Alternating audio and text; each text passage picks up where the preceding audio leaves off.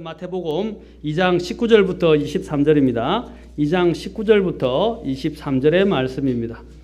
마태복음 2장 19절부터 23절. 자, 마태복음 2장 19절부터 23절. 그러나 헤롯이 죽음에 보라, 이집트에서 주의 천사가 꿈에 요셉에게 나타나 이르되 일어나 어린아이와 그의 어머니를 데리고 이스라엘 땅으로 들어가라. 어린아이의 생명을 찾던 자들이 죽었느니라 하니 그가 일어나 어린아이와 그의 어머니를 데리고 이스라엘 땅으로 들어가니라. 그러나 아켈라오가 그의 아버지 헤롯을 대신하여 유대에서 통치한다는 것을 그가 듣고는 거기로 가기를 두려워하더라. 그럼에도 불구하고 그가 꿈에 하나님으로부터 경고를 받아 옆으로 돌아서 갈릴리 지방으로 들어가 23절 같이 읽겠습니다. 시작. 나사렛이라 하는 도시로 가서 거하니 이것은 대언자들을 통해 말씀하신 바 그가 나사렛 사람이라 불리리라 함을 성취하려 함이더라. 아멘. 기도하겠습니다. 하나님, 오늘 또한 이 말씀을 통해서 정말 하나님께서 이름을 통해서 주님의 그 호칭을 통해서 우리에게 계시한 것들을 이해하고 또한 우리가 도전이 되고 이 말씀 안에서 주님이 주시는 그러한 교훈과 또한 의미들을 발견하고 주님을 더 잘 섬길 수 있도록 인도해 주시옵소서. 주님을 더 깊이 있게 알아가는 또한 그런 특별한 시간이 되도록 오늘 주재하시고 인도해 주시기를 원합니다. 주님께 이 시간을 온전히 의탁하며 거룩하신 우리 주 예수님의 귀한 존함을 받들어 기도하옵나이다. 아멘. 앉으시겠습니다.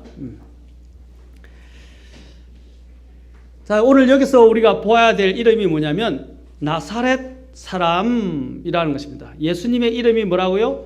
나사렛 사람이라 불려졌다. 여기 있습니다. 자, 여기서 나사렛 사람. 자, 여기서 우리는 성경에 기록된 예수님의 이름들, 이것은 굉장히 중요합니다. 일부 성경학자들은 성경에 기록된 예수님의 이름과 호칭이 무려 700가지가 넘는다고 주장합니다. 이것은 단적으로 말해서 제가 몇 개인지는 저는 헤아려 보지 않았어요.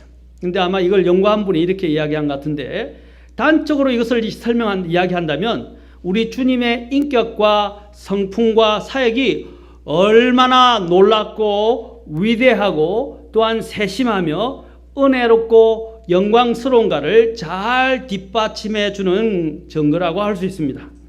정말 이 주님의 이름은 놀라워요. 그리고 위대하고 정말 세심하고 은혜롭고 영광스럽다는 것입니다. 우리는 그분을 다 이해할 수는 없지만 이 이름들을 통해서 어느 정도 이해할 수 있을 뿐입니다. 우리가 주님을 보게 될 때 우리는 그분을 이제는 더 이상 알라 하지 않아도 다 알게 될 것이라고 성경은 이야기합니다. 아멘. 지금은 거울로 보는 것처럼 또 마치 앞에 뭔가 이렇게 우리가 여기 보면 이렇게 시트지 같은 걸 붙여서 약간 반투명 또는 약간의 이렇게 투과가 되는 빛이 투과가거나 또한 사람의 모양을 볼 수 있는 이런 시트지 같은 걸 붙이지 않습니까? 안경도 마찬가지예요. 이렇게 그냥 안경을 낀 거하고 선글라스를 낀 거는 다를 거예요. 그렇죠? 선글라스 끼면 아무래도 보는 시야에 대한 햇빛은 차단하는지 모르겠지만 나쁜 자외선이나 뭐 자외선 같은 경우나 뜨거운 햇살을 차단시켜 주는지는 모르겠지만, 그러나 보는 부분에 있어서는 어떻게 됩니까? 제한을 받습니다. 그렇죠? 성경에서 우리가 예수님을 지금은 거울로 보는 것과 같다 그랬어요. 그러나 우리가 그분을 보게 될 때는 어떻게 됩니까? 알라 하지 않아도 모든 게 그냥 다 알아버려요. 이제 우리가 이 세상에서 뭐라고 이야기하냐면 직관이라고 이야기해요. 직관이 여러분 직관을 너무 믿으면 안 됩니다.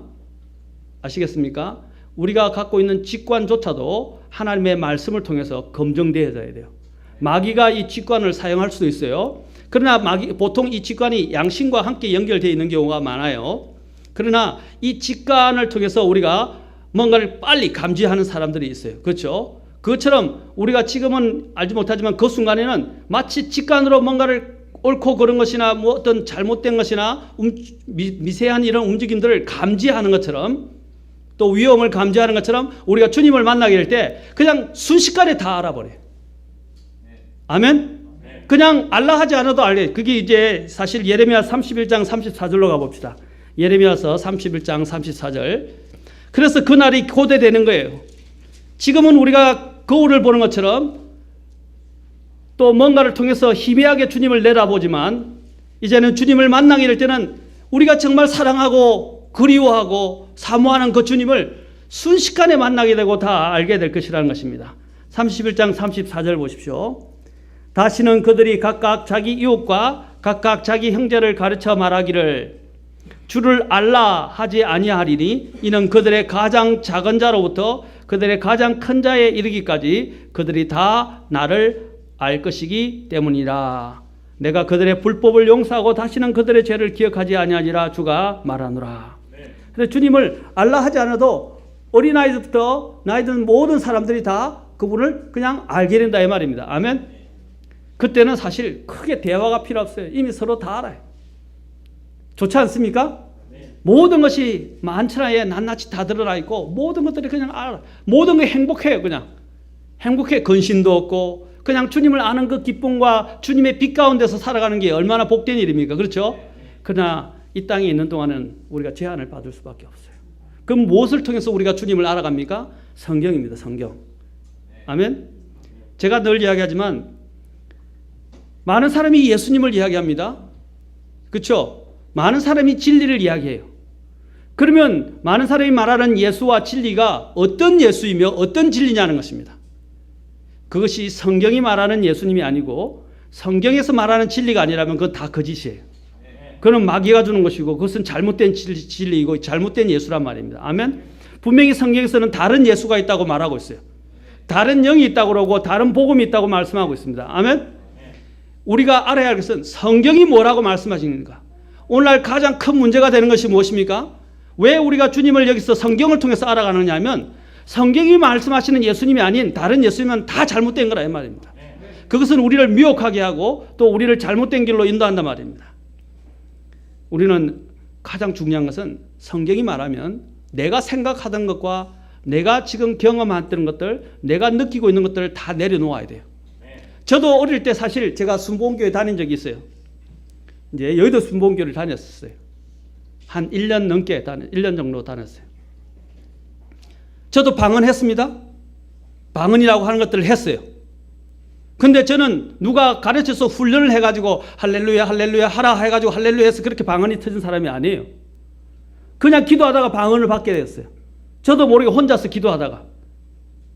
그래서 그 순복음교회 목사가 일명 그때는 저보고 너는 특별하다 그랬어요. 대단하다 그랬어요. 근데 제가 지금은 방언 버렸어요. 왜? 성경이 뭐라고 말씀하신 걸 알고부터는 다 필요 없는 거예요. 그렇잖아요. 성경이 있는데 뭐 신비한 거, 신비한 계시, 예언이 무슨 필요가 있어요. 성경에 다 예언이 다 담겨 있는데. 성경이 나의 모든 과거와 현재와 미래를 다 이야기하고 있는데 성경이 앞으로 일어날 영적인 세계와 또한 미래에 일어날 일들을 다 이야기하고 있는데 천국과 지옥을 이야기하고 있고 그렇죠? 앞으로 이 세상이 어떻게 될 건가 이야기하고 있고 우리가 어떻게 살아야 하는가 또 하나님이 어떤 분이신지 다 이야기하고 있다 이 말입니다. 무슨 필요가 있어요? 그래서 다 버렸어요. 그것을 확정할 수가 없기 때문에 주관적인 체험과 생각은 다 버려야 된다 이 말입니다. 하나님이 나에게 뭐라고 말씀하시는가가 제일 중요해요. 그렇죠? 제가 어떤 분의 간증을 봤는데 어떤 분이 이야기하기를 주님 앞에 남는 것은 제가 그리스도 심판석이라는 책에 해놨습니다. 모든 것이 불태워지게 되는데 나중에 주님 앞에서 남는 것이 뭐예요? 하나님의 말씀대로 행했느냐 하는 것입니다. 하나님의 뜻대로 한 것만이 남게 돼요. 하나님의 뜻과 관계없이 내 기분과 내 감정과 내 체험과 내 주관대로 행하게 된 것은 하나님이 받지 않는다 이 말입니다. 아멘. 여러분이 오늘 이 자리에 온 것도 주님을 더 잘 알고 주님을 더 잘 섬기기 위해서 왔어요. 그렇죠? 주님을 제대로 알아야 주님을 제대로 섬길 수 있습니다. 아멘. 그리고 또한 주님을 알아갈수록 또한 그것이 무거운 계명이 아니라 주님을 알아갈수록 내 마음은 가벼워지고 내 마음은 뭡니까? 더 주님을 사랑하게 되고 주님을 더 이해하게 되고 주님을 더 잘 섬길 수 있게 된다는 것입니다. 아멘. 그래서 오늘 우리가 주님의 이름을 알아가는 것입니다. 그날이 되면 다 알게 될 것이지만 이 땅에 있는 동안은 우리가 주님을 말씀을 통해서 알아갈 필요가 있습니다. 그분의 이름을 알면 알수록 우리는 그분을 인해서 더욱 놀라게 되고 그분을 사랑하게 되고 그분을 더 신뢰하게 될 것입니다.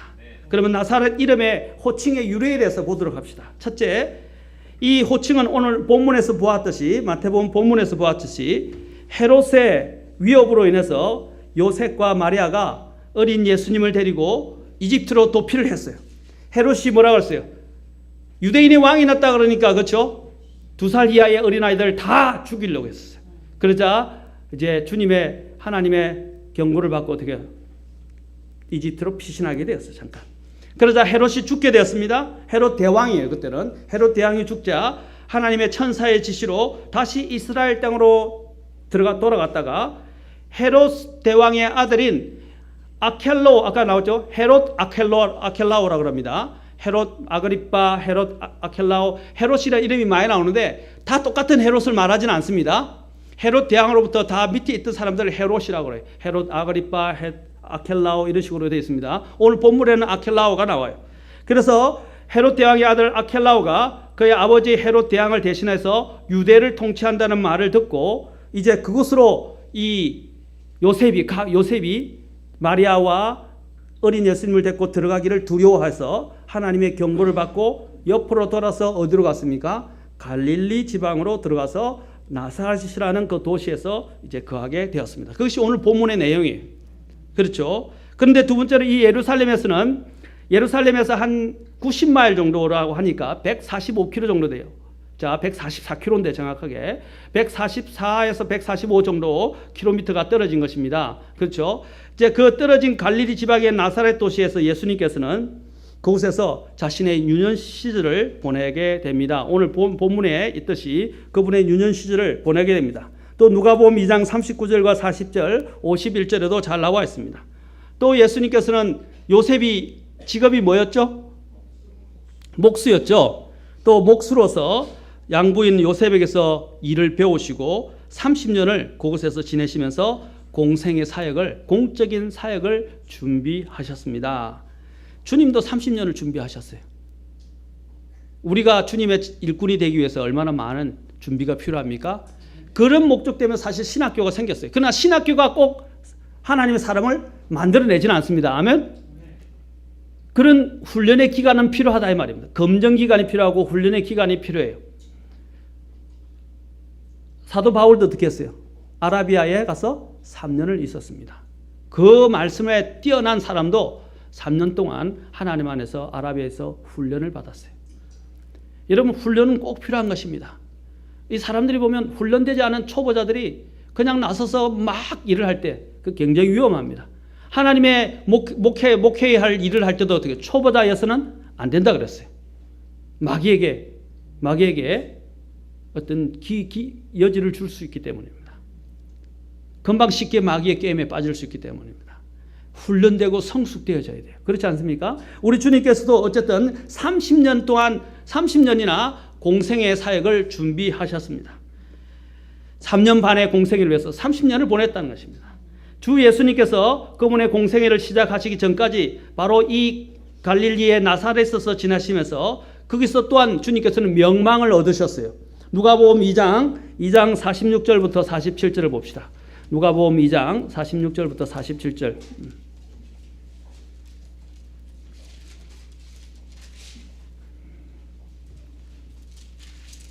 저기 보면 예수님께서 이제 그때 이 요셉이 이제 주님께 경배 드리려고 예루살렘으로 올라갔었죠. 유월절이 되어 예루살렘으로 올라갔으면 41절에 나옵니다. 유월절이 되어 예루살렘에 갔어요. 그때 예수님께서 12살이 되던 때였습니다. 그런데 나중에 이 일행 중에 있을 줄 알고 그냥 왔는데 보니까 예수님이 없는 거예요. 그래 예수님이 없어서 다시 예루살렘으로 돌아갔습니다. 그렇죠? 예루살렘에 돌아갔어요. 자, 여기서 누가복음 아까 2장 46절 47절을 보십시오. 이제 그런데 어떻게 되냐면 성전에서 예수님을 사흘 뒤에 발견을 했는데 박사들 가운데 앉아서 보십시오. 박사들 가운데 앉아서 그분의 말을 듣기도 하시고 그들에 대한 문제들을 묻기도 하셨습니다. 47절 그분의 말을 들은 모든 자들은 그분께서 깨닫고 답변하시는 것들로 인하여 깜짝 놀라더라. 그들이 그분을 보고 놀라며 그분의 어머니는 그분께 이르되 아들아 너가 어찌하여 우리에게 이렇게 하였느냐 보라 내 아버지와 내가 근심하며 너를 찾았노라 하매 이 49절 그분께서 그들에게 이르시되 어찌 나를 찾으셨나이까 내가 반드시 내 아버지 일을 해야 함을 알지 못하셨나이까 하시니라. 그들은 그분께서 자신들에게 하신 말씀을 깨닫지 못했지만 51절에 보니까 어머니 마리아는 그 모든 말씀을 마음속에 두었다라고 말하고 있어요. 그렇죠? 그러나 예수님께서는 복종하시고 가셨어요. 자, 12살이 됐는데 예수님께서 뭡니까? 그분이 박사들과 논쟁을 하고 있었어요. 그렇죠? 말하기도 하고. 그래서 그 박사들이라는 사람들이 랍비들 아닙니까? 대단한 사람들 아닙니까? 그렇죠? 그 사람들까지도 예수님이 하는 말씀을 듣고 깜짝 놀랐어요. 예수님이 벌써 이렇게 지혜롭고 명망이 있다는 것을 여기서 잘 보여주고 있습니다. 더 나가서 또 4장 16절 보십시오. 4장 16절에서도 16절과 28절의 3절 4장 6절에서도 보면 또 4장 16절 자 여기 보면 그분께서 자기가 자라난 나사렛에 가사 자기의 관례대로 안식일에 회당에 들어가 읽으려고 서시니 자 예수님께서 바로 광야에서 시험을 받으셔 제일 먼저 간 것이 뭐예요? 40일 시험을 끝마시고 갈릴리 사역부터 시작을 하셨어요. 그렇죠? 갈릴리 그 중에서 나사렛에 먼저 가셨어요. 그렇죠? 그 회당에 가서 말씀을 읽으려고 말씀을 폈다. 누구라도 와서 그냥 말씀을 읽을 수는 없었어요. 우리 주님이 이미 명망이 있어서 하나님의 말씀, 특히 이사야서를 펴서 그 이사야의 대언이 너에게 이루어졌다라고 말씀해 누구에 대해서 말씀하시냐면 바로 자신에 대해서 말씀하셨어요. 자, 주님은 이미 벌써부터 명망을 얻으셨어요. 이 갈릴리 나사렛의 유대인들에게서 사실 그런데 이 나사렛은 중요한 곳으로 여겨지지 않았습니다. 자, 신약에서 나사렛은 왜 제가 갈릴리를 설명하느냐 이 잘 아셔야 돼요. 이 배경을 알아야 나사렛 예수라는 이름의 의미가 얼마나 놀라운가를 여러분이 알게 됩니다. 이 나사렛이라는 말은 신약에서 한 30번 정도 나오는데 구약에서는 단 한 번도 나오지 않습니다. 언급되지 않았어요. 그런데 오늘 마태복음에서는 아까 읽었던 말씀에서는 뭐라고 되어 있습니까? 대언자들이 그 예수님을 어떤 사람이라 불린다 그랬어요? 나사렛 사람이라 불리는. 직접적으로 나사렛이라는 것이 구약에 언급된 적이 없어요. 그런데 분명히 대언자들이 기록한 내용이 뭐냐면 나사렛 사람이라고 불려지리라 했다는 거예요. 그러면 성경에 안 나왔는데 이 나사렛이 어디서 사실 출처가 어딘가 하는 부분이 궁금해지잖아요. 그렇죠? 그 의미를 이제 여러분들에게 말씀을 드릴 것입니다. 이 나사렛은 아까 말씀드렸지만 구약에 한 번도 언급이 되지 않았고 두 번째로는 이 나사렛에서 중요한 어떤 인물도 배출한 적이 없어요. 우리가 보통 개천에서 용난다 그러잖아요. 그렇죠? 그런데 그 나사렛에서는 이런 뛰어난 인물들이 나온 적이 없었다는 것입니다. 그래서 빌립이 자기 친구 나다나엘을 찾아가서 나사렛 예수님을 만났다고 나사렛 예수님을 칭찬하면서 찬양하면서 나다나엘에게 청거를 했을 때 그때 나다나엘이 어떻게 이야기를 했습니까? 요한복음 1장 45절 46절 보십시오. 그의 생각이 바로 모든 사람들이 이 나사렛에서 생각하는 생각을 반영해 주는 것이었습니다. 자, 1장 45절 46절 45절 46절 빌립이 나다나엘을 찾아 그에게 이르되 모세가 율법에 기록하고 대언자들이 기록한 그분을 우리가 만났으니 곧 요셉의 아들 나사렛 예수님이시니라. 흥분하면서 가서 막 이야기했어요. 그런데 나다나엘이 그에게 이르되 뭐라 그랬어요? 나사렛에서 무슨 선한 것이 날 수 있느냐 하니 빌립이 그에게 못 믿겠으면 와 봐 이 말입니다. 와서 보라 이 말입니다. 직접 봐야 한단 말입니다. 말로 할 수가 없어요. 왜냐하면 사람들은 그 출신이라는 것 때문에 사람들을 무시하고 우리도 그래요. 선입견을 가지고 사람들의 배경만 가지고 사람들이 어디 출신이냐만 가지고 사람들을 평가할 때가 많아요. 절대로 사람을 외모로 평가하면 안 됩니다. 아멘? 우리 교회에서도 마찬가지예요. 지위가 높든 지위가 낮든 어떠한 형태든지 간에 절대로 외모나 그 사람의 어떤 지위나 배경을 가지고 그 사람을 평가해서는 안 돼요. 우리는 다 그리스도 안에 있어요. 그리고 그리스도 안에서 하나님의 형상으로 지원받은 사람들입니다. 아멘. 그리스도 안에서는 누구나 다 형제예요. 유대인도 형제고, 그렇죠? 그리스도 안에 있으면 헬라인도 그리스인도 형제고 이방인들도 다 형제예요. 아멘. 여기는 차별이 있을 수 없어요. 그리스도 안에서는 차별이 없어요. 주님은 또 외모로 사람을 취하시지 아니하십니다. 아멘. 어쨌든 간에 이곳은 이렇게 사람이 멸시받는 장소였다는 것을 우리가 여기서 잘 알 수 있습니다. 그런데 예수님께서 이제 공생의 공적인 사역을 시작하시면서 나사렛을 떠나 유대와 갈릴리 전역을 돌면서 사역을 시작하시자 그분을 나사렛에서 왔다고 하면서 뭡니까? 멸시하는 말로 그분을 나사렛 예수라고 부르고 또 예수라는 나사렛 예수라는 호칭을 갖게 되었습니다. 우리가 이 이름을 두 가지 이름과 혼동하지 말아야 돼요. 구약에서. 여러분 이게 성경을 배우는 겁니다. 성경을 잘 이해하셔야 정말 하나님을 더 잘 이해할 수 있고 주님을 제대로 섬길 수 있어요. 그렇죠? 그래서 성경 말씀을 들을 때 특히 저는 수요 기도에 오신 분들을 위해서 특별히 더 그러면 다 말씀을 열심히 준비하지만 제가 여러분에게 말씀드립니다. 정말 수요 예배 때는 특별히 더 여러분 말씀을 더 열심히 준비합니다. 다른 때보다도.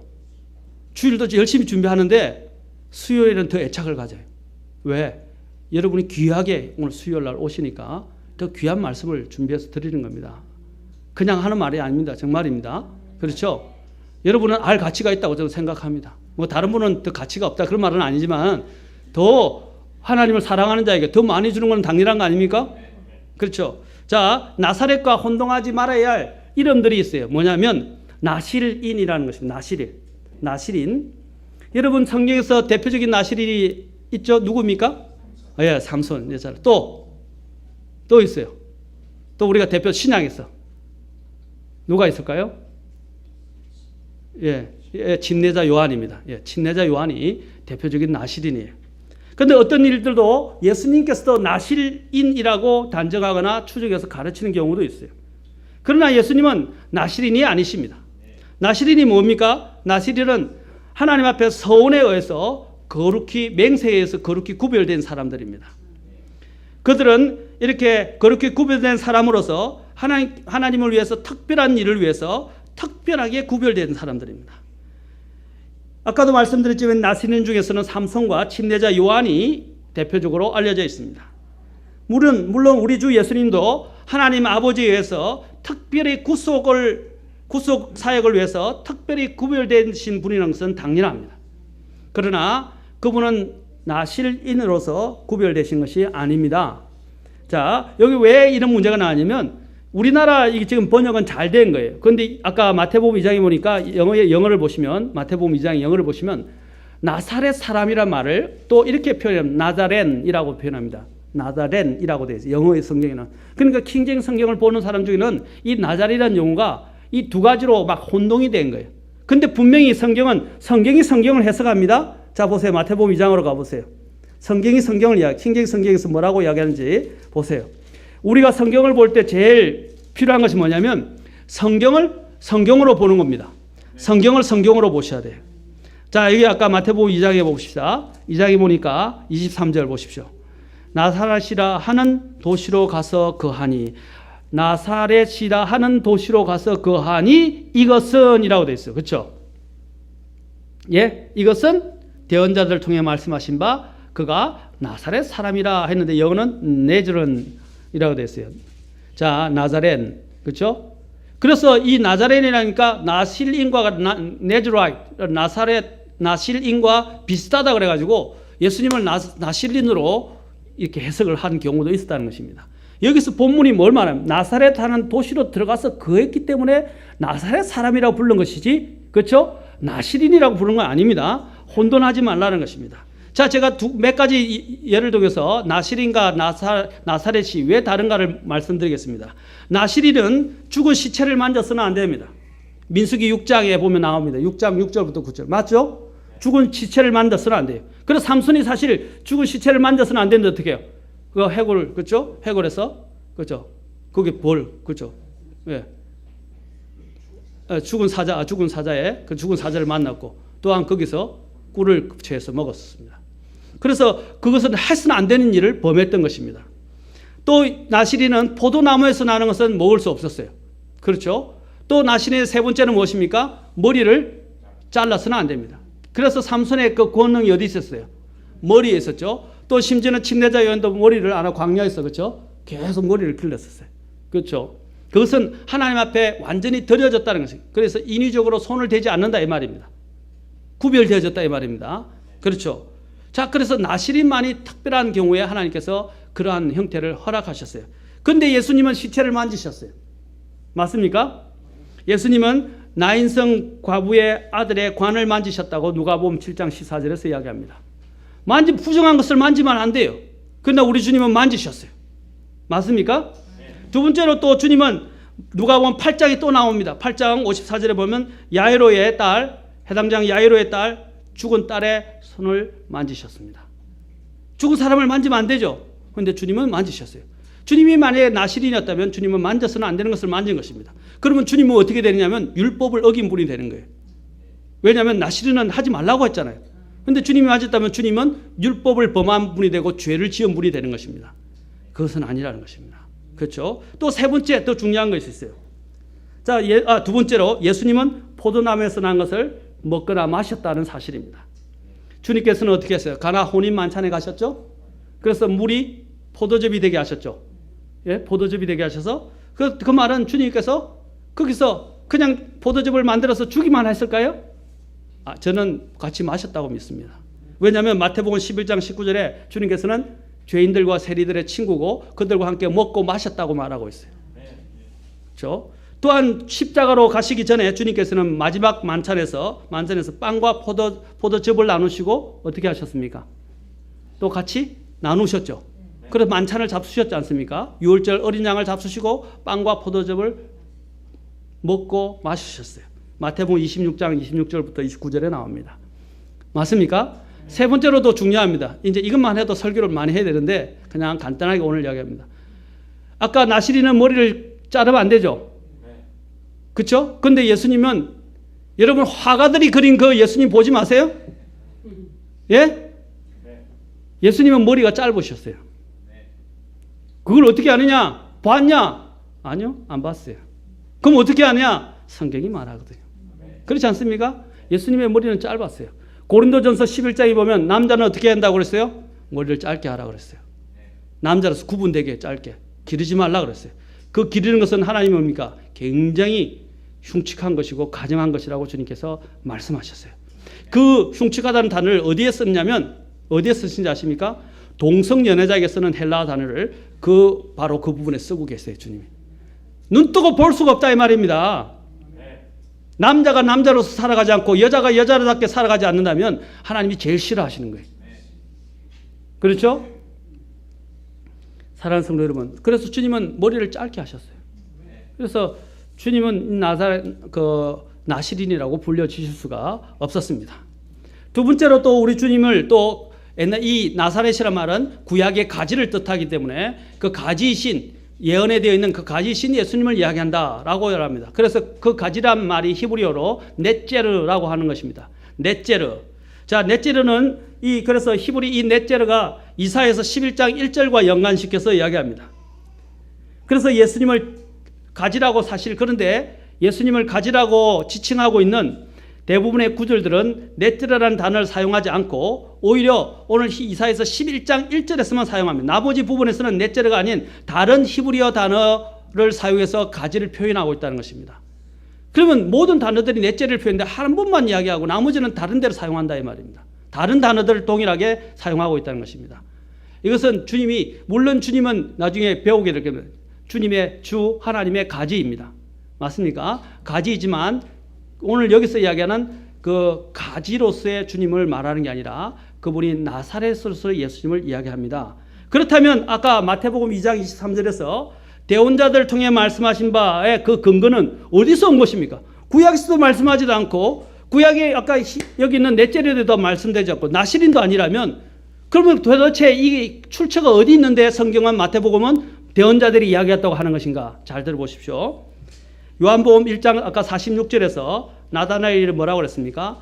나사렛에서 무슨 선한 것이 날 수 있느냐라고 하면서 나사렛은 여러 가지 이유로 해서 어떤 곳이었어요? 어떤 것임을 우리가 유추할 수 있어요? 천대받고, 그렇죠? 멸시받고 또 배척을 받는 도시였다는 사실입니다. 자, 왜 제가 이걸 이야기하는 게 대단히 중요해요. 두 번째로 그 갈릴리는 유대인과 이방인들이 섞여 살고 있었어요. 그래서 유대인들은 뭡니까? 혼혈을 싫어하죠? 혼혈을 싫어했죠. 특히 사마리아와 갈릴리는 이방인들과 같이 섞여 있었어요. 그래서 천대를 또 받았었어요. 그리고 또한 마태복음 4장 15절에 보면 뒤에 보면 이방인들의 갈릴리라라고 불려집니다. 이방인들의 갈릴리. 그리고 이방인들이 살았어요. 유대인들은 이방인들과 살지 않고 자기들끼리 모여 살기를 원했어요. 그렇죠? 그래서 자신들을 구별했고 또 그 갈릴리 지역을 또한 천대하고 멸시했다는 것입니다. 네 번째, 갈릴리 사람들은 고대 시리아어라는 아람 방언을 사용했었어요. 예를 들면 자, 이런 경우가 있는데 베드로도 갈릴리 출신입니다. 맞습니까? 갈릴리 어부 출신이죠. 그래서 베드로가 예수님을 쫓아가다가 이제 예수님을 어떻게 해요? 결국 멀리서 예수님 십자가에 붙잡혀 갈 때 멀리서 예수님을 쳐다봤어요. 그래 불 곁에 있다가 어떻게 해요? 갑자기 그 대제사장의 하녀가 와서 너도 그와 한패라! 그렇게 하니까 아니다고 이야기했어요. 그러자 또 다른 하녀가 와서 뭐라고 하냐면 너의 말씨가 그렇다. 말투가 일치한다 그랬어요. 너의 말투가 갈릴리 사람이며 내 말투가 거기 말투와 일치한다라고 했어요. 자, 말투가 달랐어요. 그렇죠? 그래서 이미 이 언어가 방언을 쓰고 있었기 때문에 우리도 경상도 사람 금방 구분하죠. 전라도 사람 금방 구분하죠. 충청도 사람 구분하죠. 그렇죠? 구분되는 것처럼 그 당시에도 이렇게 말투가 구분되어졌어요. 그래서 멸시받는 종속이었다. 또 갈릴리는 그 당시에 불운한 세력으로 간주되었던 정치적 반역자들의 본부가 있었던 곳입니다. 누가복음 13장 1, 2절 잠깐 봅시다. 오늘 여기까지만 하겠습니다. 여기까지 쭉 이 부분까지만 하겠습니다. 대언자들을 통해서 말씀하신 근거가 어디서 왔는지 누가복음 13장 1, 2절 잘 보세요.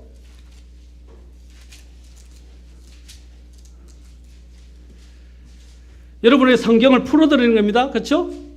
자, 13장 1, 2절 보세요.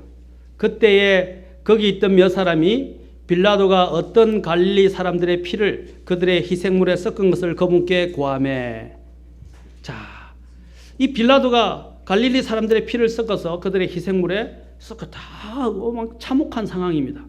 그들을 죽여서 그들의 피를 동물들과 섞어서 자신의 어떻게 희생을 드렸다는 것입니다. 참혹한 상황이죠? 맞습니까?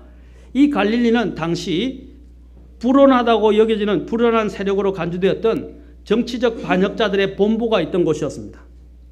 그래서 갈릴리는 매우 사악하게 여겨졌고 또 정치적 불온당들이 난립해 있었습니다.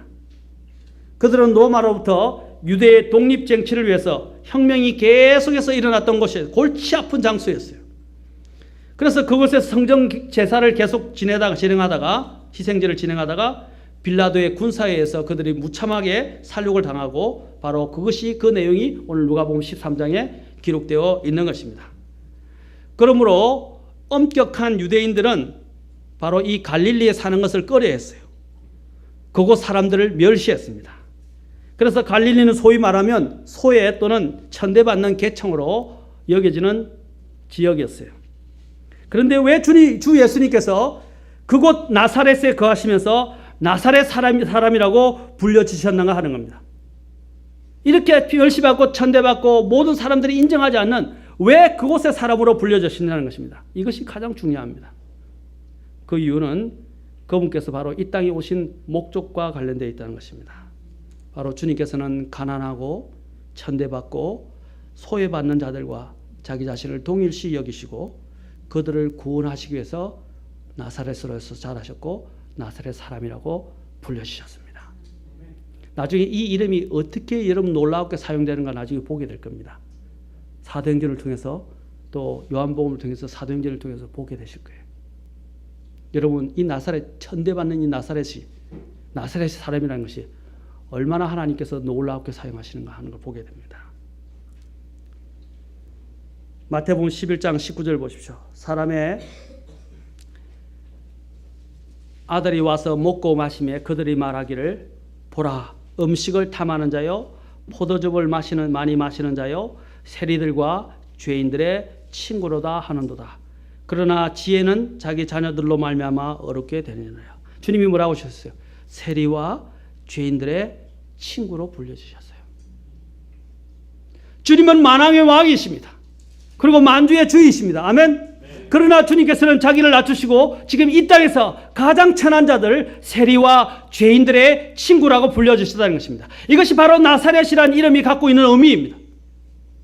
두 번째로 고린도후서 8장 9절을 보십시오. 저는 이 말씀을 들을 때마다 늘 감사합니다. 고린도후서 8장 9절 같이 읽겠습니다.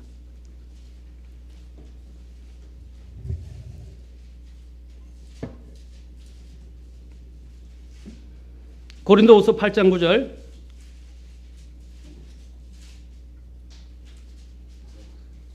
같이 읽겠습니다. 시작. 우리 주 예수 그리스도의 은혜를 너희가 알거니와 그분께서 부요하셨으나 너희를 위하여 가난하게 되심은 자신의 가난으로 말미암아 너희를 부요하게 하려 하심이라. 아멘. 뭐라고 했어요? 우리를 부요하게 하시려고 가난하게 되셨다고 되어 있습니다. 모든 것을 던지셨어요. 심지어는 자신의 영광뿐 아니라 생명까지도 던지셨어요. 아멘. 그래서 가장 낮은 가난한 자리에 오셔서 우리를 믿음 안에서 부유하게 해주려고 주님이 바로 나사렛 사람이라고 불려졌던 것입니다. 아멘. 그 의미가 바로 거기에 담겨 있어요. 자, 이사야에서 우리가 잘 아는 53장 한 번 더 봅시다. 53장 3절부터 6절까지.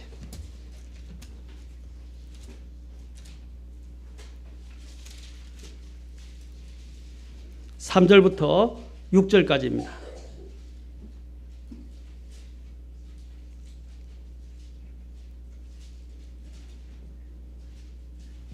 자, 같이 한번 또 읽어보겠습니다. 시작. 그는 사람들에게 멸시를 당하고 거부되었으며 슬픔의 사람이요 고통을 잘 아는 자라. 우리는 그를 피하려는 것 같이 우리의 얼굴을 감추었으며 그는 멸시를 당하였고 우리는 그를 귀히 여기지 아니하였도다. 참으로 그는 우리의 고통을 짊어지고 우리의 슬픔을 담당하였거늘 우리는 그가 매를 맞고 하나님께 맞아 고난을 당한다고 생각하였노라. 그러나 그는 우리의 범법들로 인해 부상을 당하고 우리의 불법들로 인해 상하였노라. 그가 징벌을 받음으로 우리가 화평을 누리고 그가 채찍에 맞음으로 우리가 고침을 받았도다. 우리는 다 양 같아서 길을 잃고 각각 자기 길로 갔거늘 주께서는 우리 모두의 불법을 그에게 담당시켰었도다. 아멘. 주님이 어떻게 고난, 물론 7절 8절도 계속 나옵니다. 어떻게 고난 당하는지 보여주십니다. 주님이 특히 3절에서 뭐라고 그랬습니까? 멸시를 당하고 거부됐고 슬픔의 사람, 고통을 잘 아는 분으로 불려주셨습니다. 누구 때문에? 예, 나 때문입니다. 나 때문에. 그래서 그분은 나사렛 사람이라 불리는 것을 마다하지 않으셨어요. 아멘. 마지막으로 한 구절만 딱 더 읽어봅시다. 시편 69편 4절 8절 9절. 시편 69편